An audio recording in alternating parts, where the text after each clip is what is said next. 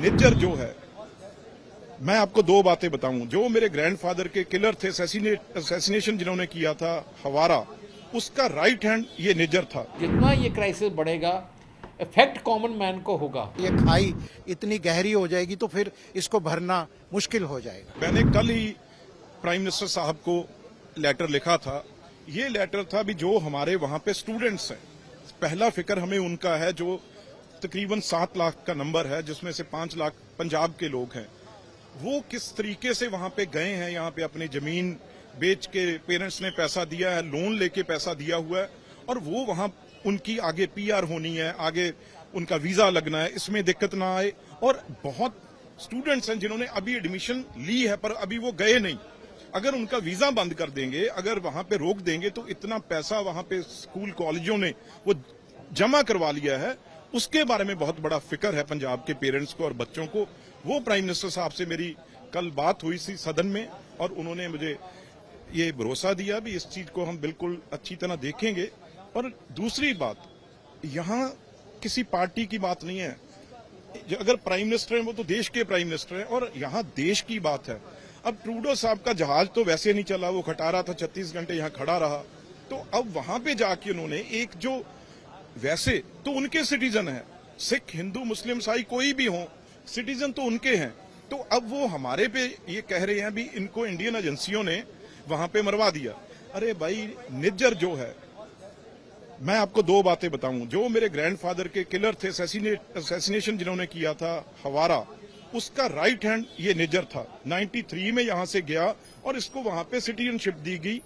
और दूसरी, अगर ट्रूडो साहब के फादर और ट्रूडो साहब की पार्टी इतनी ये सिंसियर है इस चीज में, तो जब हमारा कनिष्क, एक हमारा एयर इंडिया का विमान जिसमें 300 से ऊपर लोग थे, उसमें भी मेरे मामा जी कर्नल भिंडर, मिस्टर भिंडर उसके पायलट थे, उसकी तो इन्वेस्टिगेशन इन्होंने की नहीं आज तक।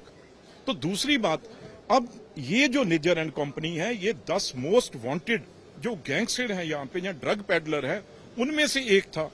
बाकी 8 वहीं बैठे हुए हैं, छुपा के वहां उनको एक डेन बनी हुई है। तो आगे जैसे पाकिस्तान हुआ करता था, वैसे अब कनाडा ने रूप ले लिया है। और जितना ड्रग पंजाब में है, वो ये 10 गैंगस्टर और ये निज्जर जैसे वहां से ड्रग पंजाब में भेज रहे हैं, हमारे नौजवानों को, पंजाबियों को तबाह करने के लिए। और ट्रूडो साहब को इन्होंने गुरुद्वारों के ऊपर कब्जा किया हुआ है, निज्जर एंड कंपनी ने। 10 गुरुद्वारे थे जिसको इसने कब्जा किया था, और वहां से जो हमारा चढ़ावा चढ़ता है, वहां पे सारा पैसा वो ट्रूडो की पार्टी को जाता है। मैं कहूंगा जो लाखों के लाख, ये तो आधा % नहीं है लोग खालिस्तानी पन्नू जैसे, जो कह रहे हैं हम हिंदुओं को यहां नहीं रहने देंगे। अरे गुरु नानक देव जी के टाइम से हिंदू सिख एक है, एक ही रहेगा। पन्नू जैसे कभी ये रिश्ते तोड़ नहीं सकेंगे। अगर ऐसी बात वो करेगा तो उसे भी ये बहुत आने वाले मुश्किल दिनों में उसे झेलना पड़ेगा। जो हालात आज कनाडा और इंडिया के रिलेशनशिप में बन गए हैं, इसका बहुत ज़्यादा असर अब इंडियन सिटीजन्स को पड़ने लग गया है। क्योंकि हिंदुस्तान के बाद कनाडा ऐसा देश है जहाँ सबसे ज़्यादा हिंदुस्तानी वहाँ रहते हैं, और हिंदुस्तानियों में पंजाब ऐसे हैं जो पंजाब और से सब बहुत ज़्यादा वहाँ हैं। हज़ारों बच्चे हर साल वहाँ कनाडा पढ़ने जाते हैं, हज़ारों फैमिलीज़ वहाँ माइग्रेट कर रही हैं, और वहाँ से लोग वहाँ यहाँ अपने देश में आते हैं मिलने के लिए अपने रिश्तेदारों के लिए। अगर वीज़ा डिनाइल हो गया दोनों साइडों में, पिछले 2 दिनों में बहुत ज़्यादा पैनिक पंजाब में हुआ है। बहुत लोगों का फ़ोन मेरे पास आया है, बच्चों का आया है कि हमारा इस कॉलेज का क्या बनेगा, हमारी वहाँ स्टडीज़ का क्या होगा। और बुज़ुर्ग बोल रहे हैं कि हमारे बच्चे वहाँ हैं, कोई बुज़ुर्ग वहाँ स्टक हो गए हैं, हम कैसे वापस आएंगे। सो ये पैनिक इतना बढ़ रहा है, और ये पैनिक जैसे बढ़ेगा इसका बहुत ज़्यादा रिएक्शन होगा।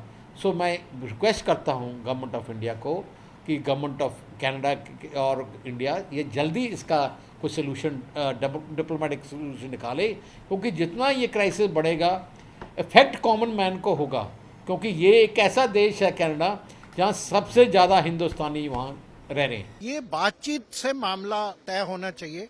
हमने अपने कनेडियन एमपी से भी बात करी है, और आज शाम को भी हम बात कर रहे हैं, जो थोड़े बैलेंस्ड हैं। देखिए, हर रिलीजन में कोई ना कोई फंडामेंटलिस्ट होते हैं, कोई भी धर्म ले लीजिए।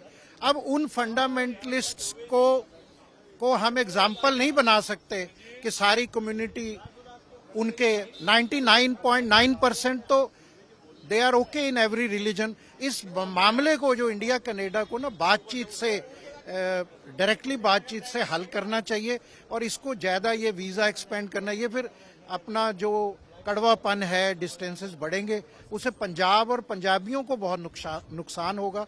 हमने भी हमारे वर्ल्ड पंजाबी ऑर्गेनाइजेशन के जो टोरंटो, मॉन्ट्रियल और ऑटवा चैप्टर्स हैं उनको भी बोला है कि आप सद्भावना बनाए रखो, क्योंकि हमारे तो पंजाबी हिंदू भी हैं, सिख भी हैं। इसको ये अननेसेसरली एक इशू बन गया है।